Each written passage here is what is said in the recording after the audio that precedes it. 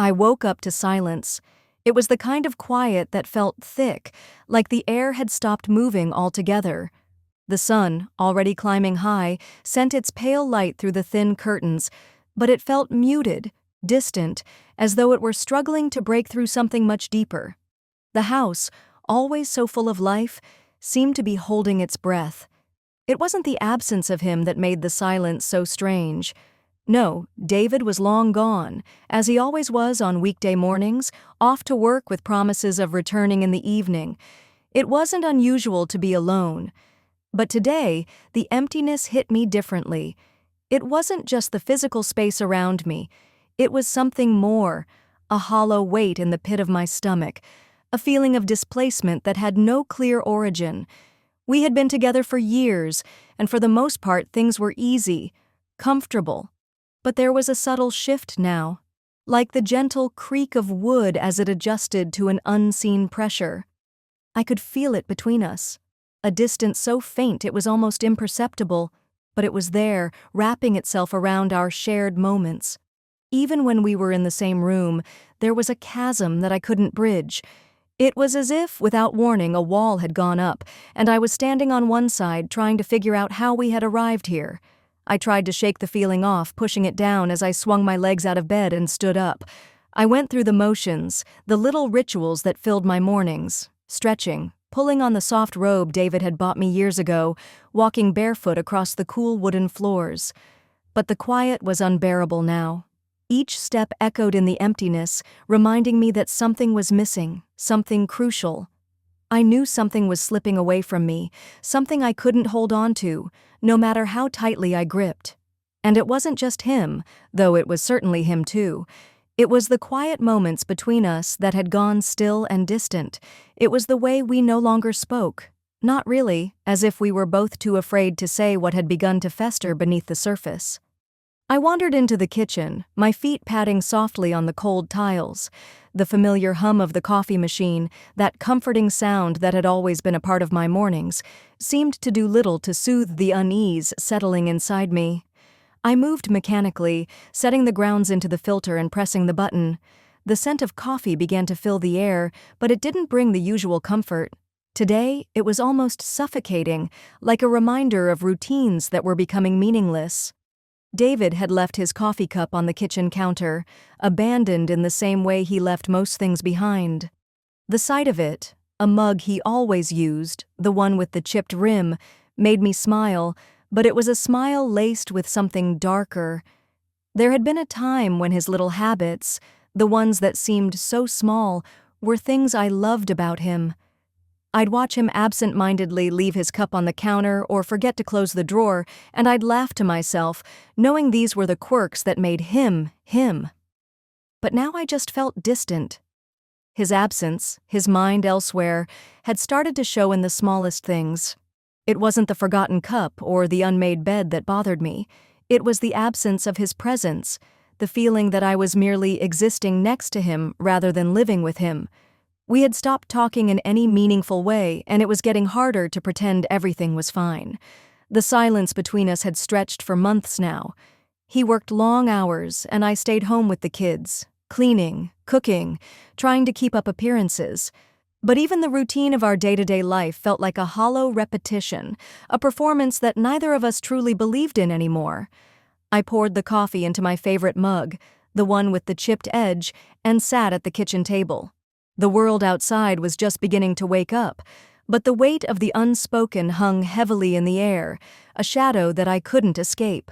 That was when I noticed it, the flicker of memory that had been haunting me for weeks, the face I had tried to forget but could never truly erase. Jason. It had been a few years since I'd last seen him. We had worked together at the event planning company, both of us caught up in the whirlwind of last-minute changes and tight deadlines. He had been kind to me then, always willing to lend a hand, offering advice when I needed it. But it wasn't just his helpfulness that I remembered. It was his eyes, the way they had looked at me sometimes, with something I couldn't quite place. He wasn't supposed to be there that morning. The meeting he was supposed to attend had already wrapped up. But Jason had shown up as casually as ever, his presence seeming to fill the space around me in a way I couldn't ignore. He hadn't come for any particular reason. He was just passing by, but when he saw me, he stopped and said a few words. His voice was familiar, but there was an undercurrent to it now. His eyes lingered just a second longer than necessary, and my heart skipped despite myself. I hadn't expected it, but I felt it, the stirring deep inside me, that unsettling sensation that someone, was shifting the ground beneath my feet. Jason had always been a figure in my life that I tried to keep at a distance, but in that moment, I realized how little distance I had really put between us. There was something magnetic about him that I hadn't acknowledged back then. At least, I hadn't admitted it to myself. The memories came rushing back, unbidden. His smile, his easy laugh, the way he seemed to understand me in a way that few others did. He had a way of making me feel seen, of making me feel noticed. I tried to push those thoughts aside, brushing them off as mere nostalgia. After all, I was married to David, and we had a life together, however distant it had become. But even as I tried to convince myself that everything was fine, I knew it wasn't. I knew that this connection I felt with Jason wasn't just a fleeting memory. It was something real, something alive, something I had ignored for too long. The next few days were a blur. Jason's face kept creeping into my thoughts, and no matter how hard I tried, I couldn't push him out. Every time I ran into him, whether it was at the office or around town, it felt like an electric charge passed between us.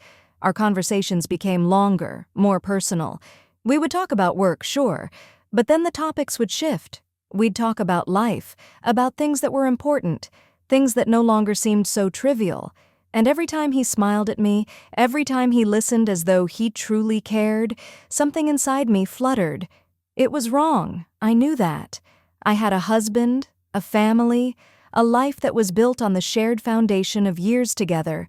Yet, here I was, starting to unravel bit by bit, letting this connection with Jason pull me in. One afternoon, we found ourselves alone in the office kitchen, waiting for the coffee to brew. There was a tension in the air, something unspoken but undeniable. I felt my pulse quicken as he leaned against the counter next to me, his proximity so close I could smell the faint scent of his cologne. His eyes were dark, searching mine, and I had to force myself to look away, afraid of what I might see in them if I didn't. "You seem different," he said softly, his voice low, almost a whisper. I turned to face him, unsure of how to answer. Was I different? Was I? I didn't know. But I did know that being with him made me feel alive in a way I hadn't in a long time, and that scared me. Because I didn't know what to do with that feeling. I didn't know what it meant for my life, for my marriage, for everything I had believed to be true. "I'm just tired," I said, though the words felt like a lie even as they left my lips. Tired of what exactly? I couldn't even say. Jason didn't press me. Instead, he reached out, a subtle gesture, but it sent a jolt through me. His hand brushed mine, and I didn't pull away. The touch was innocent enough, just a simple graze, but the effect it had on me was anything but. I felt a shiver race down my spine. "Do you ever wonder what it would be like if things were different?" he asked, his voice barely audible. I swallowed hard, my heart pounding in my chest. I knew exactly what he was asking, and the truth was, I couldn't stop myself from wondering the same thing. But I also knew that wondering was dangerous, and that made me pull my hand back, breaking the fragile connection between us. "I should go," I muttered, retreating before I could say something that would change everything. As I walked away, my thoughts spun in 1,000 directions. What was I doing? Was I truly considering what Jason had just suggested? I had a family, a husband who, despite everything, I still cared about. And yet, I found myself on the edge, looking down at the abyss of what could be, what might be, if I allowed myself to fall. I didn't know what to do next.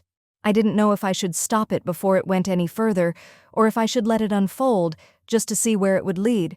But the truth was, part of me didn't want to stop. Part of me was already too far gone. It wasn't long after that moment in the office kitchen that Jason and I found ourselves in the same cafe, sitting across from each other. The kind of cafe where the smell of freshly baked pastries mixes with the sound of quiet conversations and soft jazz music playing in the background.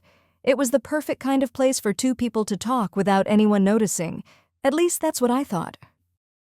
We hadn't planned it. It just happened. I had gone there on a whim, hoping for a quiet moment alone, but when I walked in, I saw him sitting by the window, looking out at the rain that had begun to fall outside.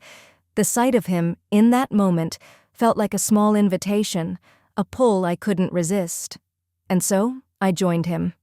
We exchanged small pleasantries, nothing out of the ordinary, but the tension between us was thick, unspoken, hanging in the air like a secret we both knew, but refused to acknowledge aloud.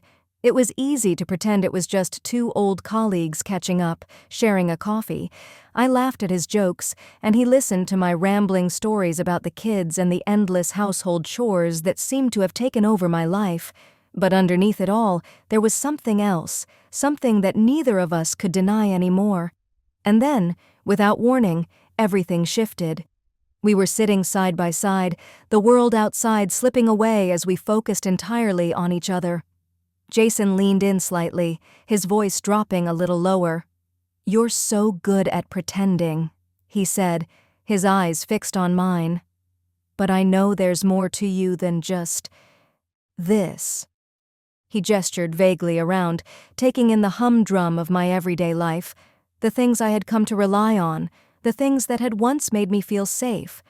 I felt exposed, as if he had read something I hadn't even known was there, something hidden deep inside me.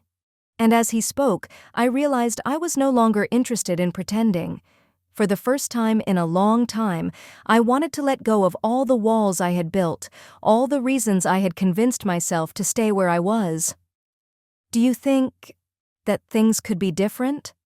I asked quietly, the words barely leaving my lips before I could pull them back. Jason didn't answer right away. Instead, he shifted closer, and I could feel the heat of his body next to mine, the magnetic pull drawing us closer than we had ever been before. He didn't say anything, but his eyes said it all. His gaze lingered on me, searching, questioning, almost as if waiting for me to give him permission to take the next step. And then, without thinking, I moved toward him, my breath catching in my throat.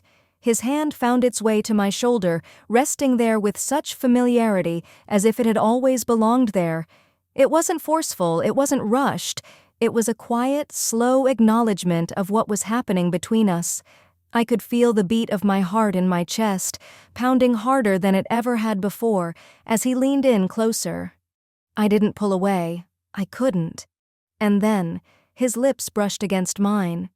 It wasn't a passionate kiss. It wasn't even a kiss I had imagined in any of my fleeting daydreams.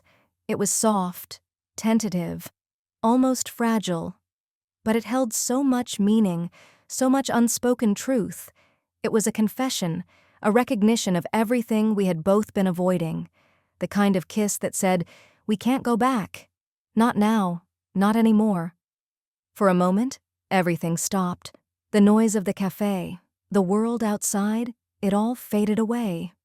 All that was left was him and me, locked in this silent agreement that things were no longer simple, that we were no longer just two people with an innocent connection. We had crossed a line, and there was no uncrossing it. When the kiss ended, I pulled back, my mind spinning. But Jason didn't move away. He stayed close, his breath still warm against my skin, his eyes searching mine as if asking the question that had been hanging between us all along. "What happens now?" he asked quietly. I didn't have an answer.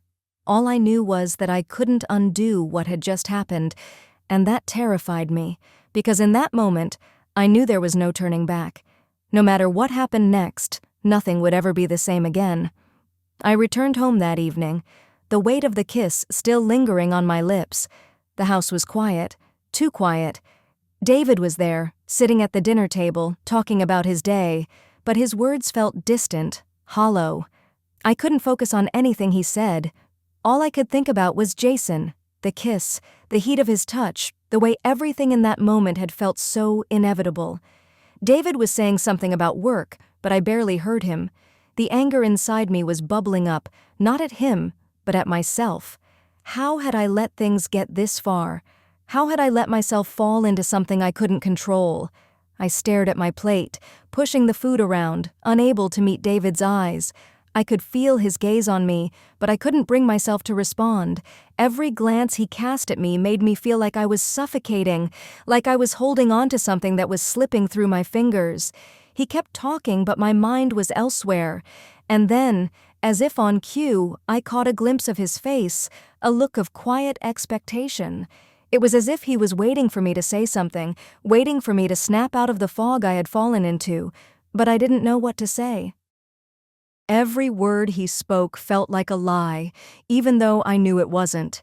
And as I looked at him, I couldn't escape the truth that had already taken root. Something had changed, and I wasn't sure I could fix it anymore. The next morning, I found myself standing in the office lobby, waiting for an early meeting to start. My thoughts were a jumbled mess of guilt, desire, and confusion. I tried to focus, but my mind kept wandering back to Jason, to that kiss, to the way he had touched me. It felt like a chain I couldn't break free from, and yet I didn't know if I wanted to. And then, as if the universe had conspired to push me further, there he was. Jason walked into the lobby, his presence immediately filling the space, as it always did. He didn't look at me right away, but when his eyes found mine, I could feel the pull between us, the weight of everything unsaid. I opened my mouth to speak, but nothing came out. He closed the distance between us, his gaze steady, and I saw that familiar spark in his eyes. There was something unspoken in the air between us now, something both thrilling and terrifying.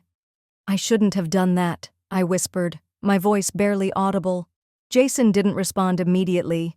He reached out and touched my hand, brief but electric, and I felt my heart race. The touch was enough to tell me that he didn't regret it, and in that moment, neither did I. "You don't have to say anything," he replied quietly. "But I can't pretend like it didn't happen." We were standing too close, too dangerously close, and I could feel the weight of the choice I hadn't made yet, but already knew I was going to. And then, the door to the meeting room opened, pulling me back into reality. I was supposed to be there, to focus on work, to pretend like my life hadn't just turned upside down. But as I followed Jason into the room, I knew that nothing would ever be the same. I had already crossed a line, and there was no going back. The next few days passed in a haze, each moment feeling like a slow-motion blur. The guilt I had been holding on to turned into something heavier, something suffocating.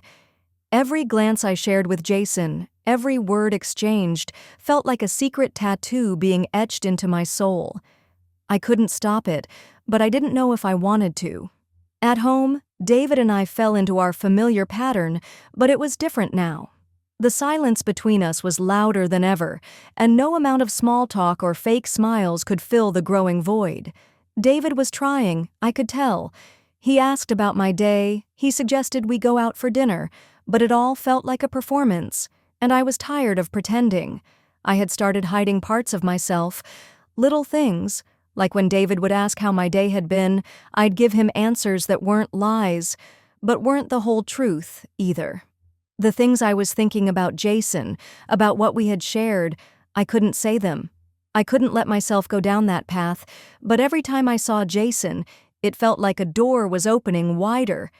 And then, one afternoon, as I sat at my desk, trying to push all the chaos to the back of my mind, Jason appeared in my doorway. I looked up, and for the first time, there was something in his expression I hadn't seen before, something raw, something vulnerable.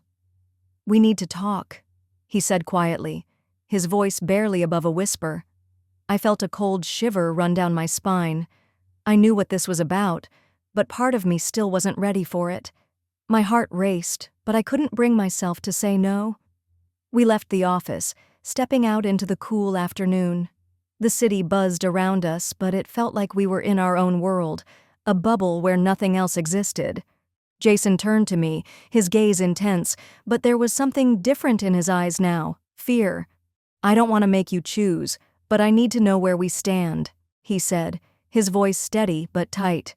"I can't keep pretending that this is nothing, that you're nothing." I opened my mouth to speak, but the words caught in my throat. I wanted to tell him everything, the truth of how I felt, how confused I was, how much I didn't want to lose what we had. But I couldn't. I couldn't bring myself to admit how far I had fallen. "I don't know what to say," I whispered, my voice breaking. "I'm not ready for this." Jason took a step closer, his hand finding mine, and I didn't pull away. In that moment, everything seemed to freeze. I could feel the weight of the choice pressing down on me, but I didn't know what to do. The pull between us was undeniable, but so was the life I had built with David.